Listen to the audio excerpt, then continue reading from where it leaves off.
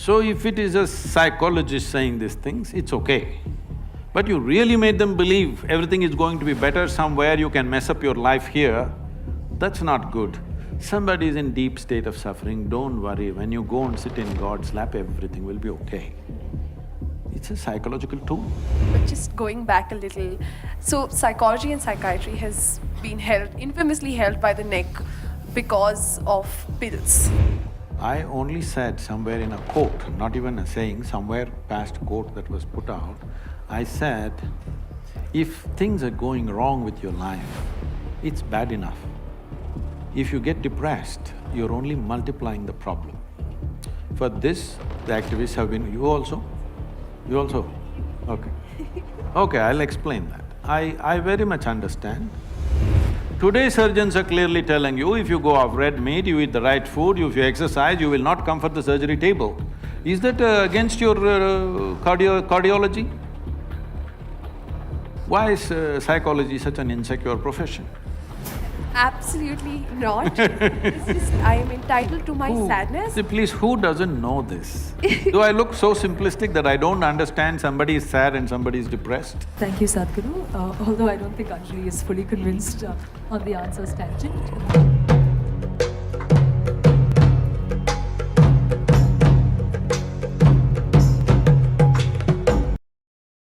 Recovering from depression without medication is a complex process influenced by various factors, including the type and severity of depression, the individual's environment, and the support systems available. Here's a more detailed look at the topic. Severity of depression. Mild depression. People with mild depression are often the most likely to recover without medication. This level of depression may manifest as persistent sadness or a lack of interest in activities but doesn't severely impact daily functioning. Many individuals can manage these symptoms through lifestyle changes, self-help strategies, and counseling. Severe depression. For those with severe depression, symptoms are often debilitating and can significantly impair daily functioning. While medication is commonly recommended in these cases, some individuals do recover without it, often through intensive therapy, alternative treatments, and robust support systems. Resilience and personal factors. Personal resilience, or the ability to bounce back from adversity, plays a significant role in recovering from depression. People who are more resilient may be better equipped to handle depression without medication,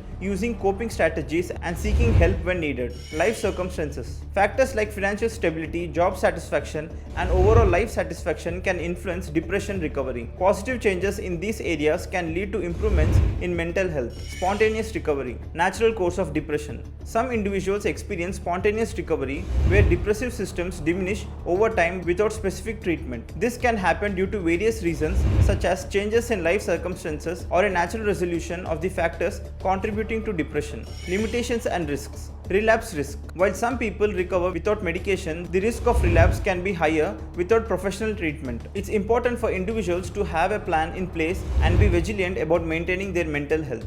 Delay in seeking help. There's a risk that people might delay seeking help, hoping to recover without medication. This can sometimes lead to worsening symptoms. Early intervention, whether through therapy, medication, or other means, is crucial for the best outcomes. Community and cultural influences. In some cultures, there's a stigma around mental health and taking medication for depression.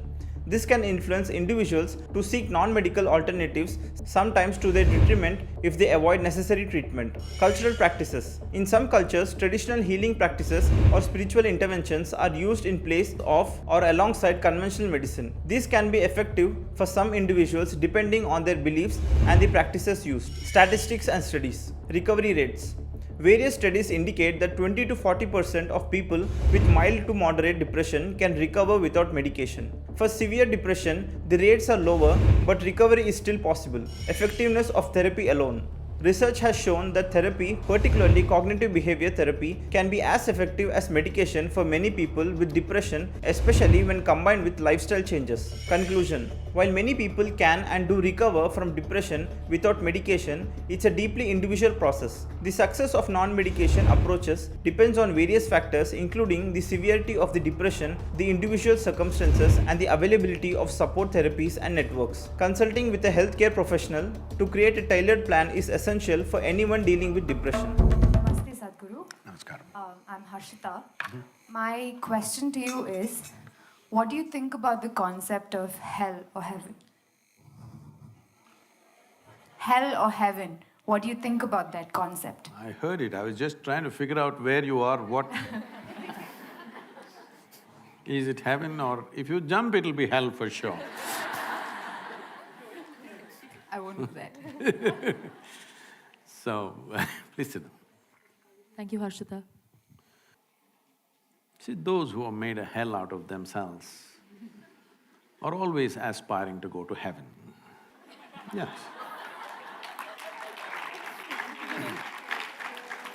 If I'm sitting here and I'm blissed out, totally, look at my eyes.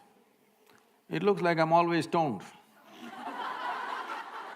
Yes, never touched a substance, but this is the most complex chemical factory in the world. Is that so?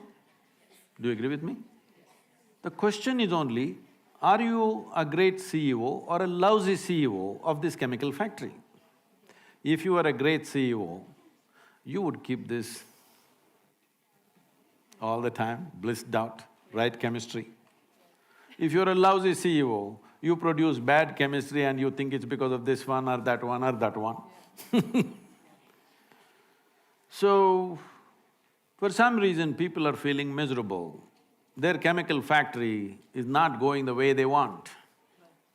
They can call it sadness, they can call it misery, they can call it depression. I know in Bangalore a whole lot of people are against me, continuously trying to troll me because of depression business. I'm saying again, for those activists, I'm saying again, if you know how to manage your chemistry, your depression will go. Even if you go to the doctor, he's only going to give you chemicals, isn't it? So do you think the pharmaceutical industry that they're using there has better chemical structures than my body? Do you believe that? That means you're a vested interest, you have investments in pharma industry. So, when this is feeling like hell, we hope that somewhere when we go up there, how are you feeling out there? That everything will be fantastic. What's her name? Arpita? Harshita. Harshita. Harshita means, blissed out. So, this happened in Alabama. You know Alabama state? It's a special state, it's a different kind of state, hardcore religious state. So in a Sunday school teacher was going all out, full rhetoric, full force. And unfortunately, the audience were not like you, they were all tiny tots. It's a catch them young policy. In his full rhetoric, he was going and children were sitting like this. Suddenly he stopped for dramatic impact. He stopped and he said, "What do you have to do to go to heaven?" Little Mary in the front bench stood up and said, "If I mop the church floor every Sunday morning, I will go to heaven." Absolutely. Another little girl out there said, If I share my pocket money with my less privileged friend, I will go to heaven. Correct. Another boy said, "If I help people who are in need, I will go to heaven." Correct. Little Tommy in the back bench stood up and said, "You gotta die first."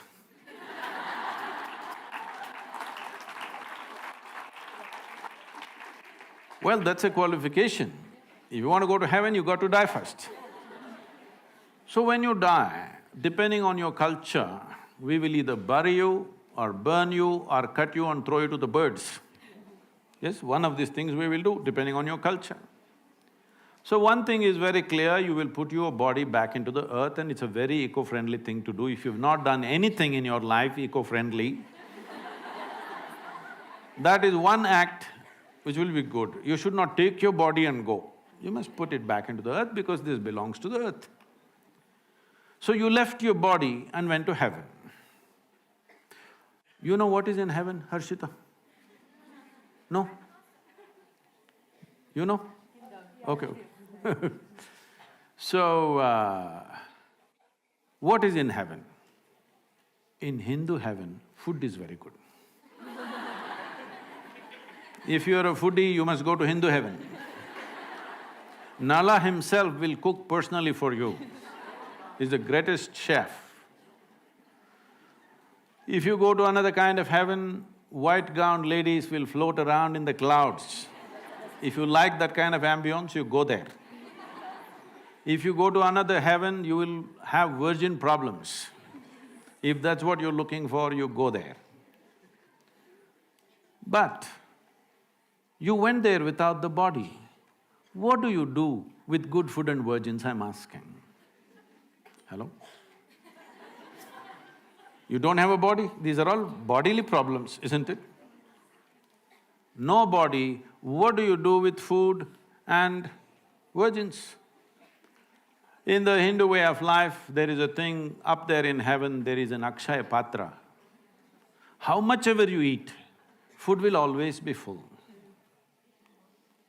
Well, when you go without a body, food will always remain full in the vessel. And they will always remain virgins.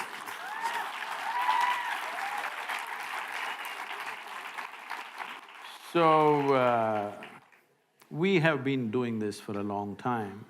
This was one simple way. You must understand the managerial skills of the traditional people. This was a way of managing humanity. You're miserable. You… don't worry, when you go there, everything will be okay.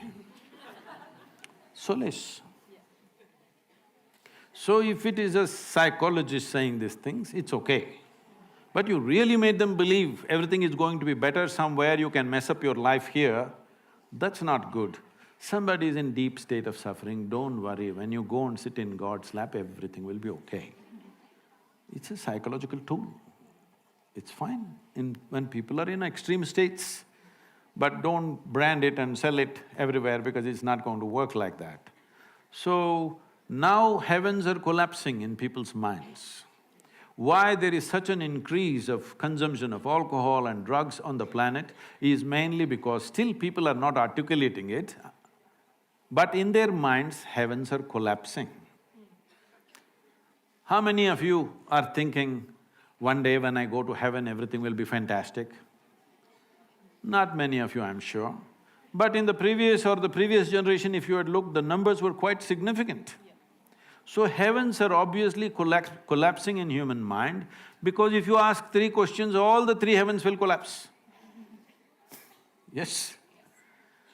So now once human intellect became active, inevitably it'll ask questions. If you ask questions, these things will collapse.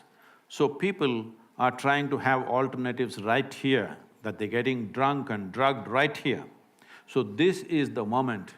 All of you young people must understand this. At this point of time, if we don't raise human consciousness in a big way, if you don't teach people how to sit here absolutely blissed out by your own nature, believe me, in another 50 to 70 years' time, at least 90% of the human population will be on some kind of chemical. To be healthy, they need chemicals. To be peaceful, they need chemicals. To be joyful, they need chemicals. For everything, they need chemicals.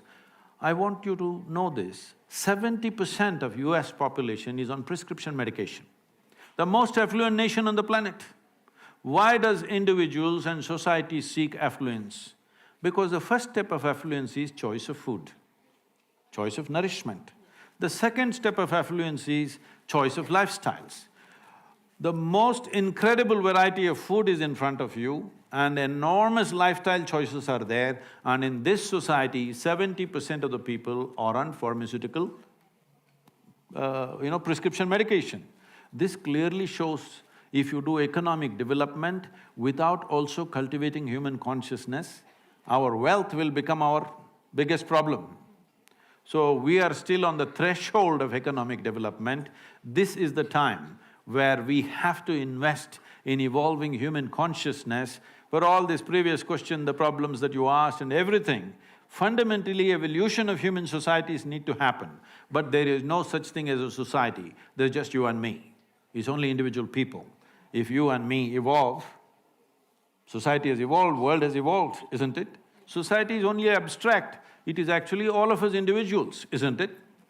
So if individual evolution in terms of becoming conscious doesn't happen, you will see 90% of the population will fall into chemicals. When they fall into chemicals, I'm not talking about this as a moral thing. If 90% of the human population goes on constant usage of chemicals, the next generation that we produce will be a generation which will be much less than who we are. And that's a crime against humanity. Every generation, the next generation that comes, must be at least one notch better than who we are. If we produce a generation less than us, then we have committed a crime against humanity, we have taken humanity backwards. And that is what will happen if chemical usage multiplies and it is going wild. This is the time to raise consciousness, that's why we are here with you. To blow your mind without cocaine. I think Anjali has a follow-up question to that. So post her question, we will continue taking questions from the audience. So just going back a little, so psychology and psychiatry has been infamously held by the neck because of pills. This is something that, has been like a raising concern in everybody's mind, because at least that stigma of going to counselors have fortunately come down a little, but the fact that people go to psychiatrists and the fact that they are prescribed pills is somehow still there. And the fact of the matter is that when a patient is put on pills, it's not the be-all and end-all of it. They do not stick to the pills for the rest of their lives. They are put on the pills so that the psychotherapy or like the therapy works on them, and little by little they are actually put off the pills. And until and unless that entire procedure of putting you off the pills and making you independently live without the pills happen, the procedure is incomplete. Unfortunately, a lot of these procedures are, left halfway because, people do not complete the term of, their therapy, but the entire science… You're telling me… I'm not rubbishing the science. I did not rubbish the science. I only said somewhere in a quote, not even a saying, somewhere past quote that was put out, I said, if things are going wrong with your life, it's bad enough. If you get depressed, you're only multiplying the problem. For this, the activists have been… You also? You also? Okay. Okay, I'll explain that. I very much understand. I'm closely associated with various people who are in the profession, and there are many people, because every day I'm meeting thousands of people, not everybody is perfectly sane, a lot of them go off, they need doctors' help, everything. It's not we're discounting that. But if you do not bring the fundamental responsibility in every human being that their physical and mental health is their business, if you do not bring this from an early age, you will see a lot more people will go off. Don't think everybody is pathologically ill, no. Those who are pathologically ill without medication for periods of time, they may not be able to come out at all. Some of them will never come out, that is also there, that's a different matter. But we are talking about all the fringe kind of madness, which all of us have. I can also drive myself into depression, something that I want doesn't happen. Everybody capable of driving themselves into depression, isn't it so? Is it possible or not? So what you're saying is depression is not a choice? I mean, is that what you're saying? You think depression is a choice? Like, there might… See, please understand, there are some who are pathologically ill. It gets them in spite of themselves. But many of them push themselves into it. Suppose you get very angry, what is the expression you use? I'm mad at you. So consciously, willingly you're getting mad because you get some results in the society. If you keep trying it, because the line between sanity and insanity is so thin, if you push, one day you will cross. There are many people in the world who need not be ill, both physically and mentally, not just mental illness I'm talking. Both physically and mentally, they need not be ill. See, right now, for last 50 years, some millions of cardiac surgeries have been done. Today surgeons are clearly telling you, if you go off red meat, you eat the right food, if you exercise, you will not come for the surgery table. Is that against your cardiology? Why is psychology such an insecure profession? Absolutely not. There's just one last thing that I will add before we move on for the next question. There is a certain diagnostic criteria for, so I might be sad, I might be extremely sad, but that does not mean that I am depressed. I am entitled to my sadness. See, please, who doesn't know this? Do I look so simplistic that I don't understand somebody is sad and somebody is depressed? But is it possible that many people push themselves into depressive states at certain times in their life, and the same people also came out in a determined way? Is it there? Thousands of them? Is it there or no? Yes. Many of them. So, if I say it is open, everybody need not end up with chemicals. Maybe it's against a particular profession, but we're talking for humanity. Thank you, Sadhguru. Although I don't think Anjali is fully convinced on the answers tangent. Questions will be taken from the audience. Yes, sir. Can the sir please be given a mic? How do you get fully convinced or not convinced on a fact? If it's your opinion, you can be convinced or not convinced. Is it a fact that many of you, I'm saying most of you are young, you've not seen much life, but even in this little life that you have seen, there were moments when you crossed your sadness and became depressed for a few days. Has it happened to you? And most of you have come out of it without anybody's help, or maybe with a friend or somebody who mentored you a little bit. Have you? These are facts, these are not opinions. All right. Yes. Question, please, sir. Please take on the mic.